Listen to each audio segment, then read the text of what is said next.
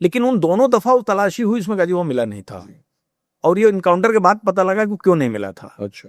क्योंकि वो एक हाइडिंग में था। अच्छा। एक बड़ा ही टेक्निकली डिजाइंड हाइड आउट के अंदर था। अच्छा। जहां तक आप पहुंच ही नहीं सकते थे जब तक कि उसका आर्किटेक्ट आपको नहीं मिलता। अच्छा। तो इतनी बात के बाद बोला सब ये है, तो हमने अंदाजा लगा लिया कि ये नियर बाई एरिया में ही कहीं रह रहा है, कि अगर 15 मिनट में पहुंच जाता है तो मेरी समझ से ये कोई 2-3 किलोमीटर के एरिया में ही रह रहा होगा। ठीक है।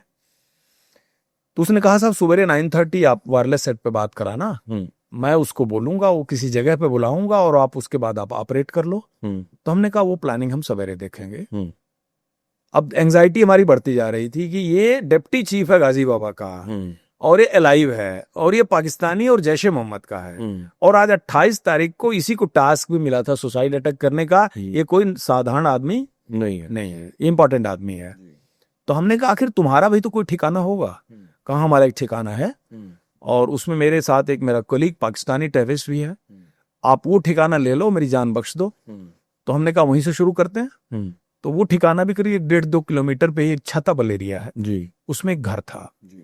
तो हमारा प्लान बना कि रात को हम करीब 11 बजे रेड करेंगे, और 11 बजे रात को रेड करेंगे। पाकिस्तानी होगा तो इनकाउंटर होगा, इसका अगर कोलीग होगा तो इनकाउंटर, नहीं हुआ तो इसकी रिकवरी करेंगे, माल असबाब जो भी इसके पास है।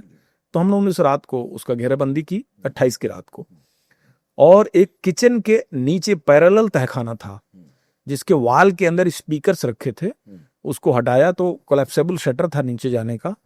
तो नीचे हमने पूरा एरिया क्लियर किया, और इतना असलहा मिला कि पूरी एक जिप्सी का पूरा कंप्लीट पीछे का उसका केबिन भर गया, जिसके अंदर रॉकेट लॉन्चर, AK-47, एक्सप्लोसिव और ग्रेनेड, दिल्ली का नक्शा, cash, Handycam, zoom camera, I card, फर्जी आई कार्ड बनाने का, तराजू से एक्सप्लोसिव तोड़ने का वेइंग मशीन, मतलब क्या क्या मिला उसके अंदर।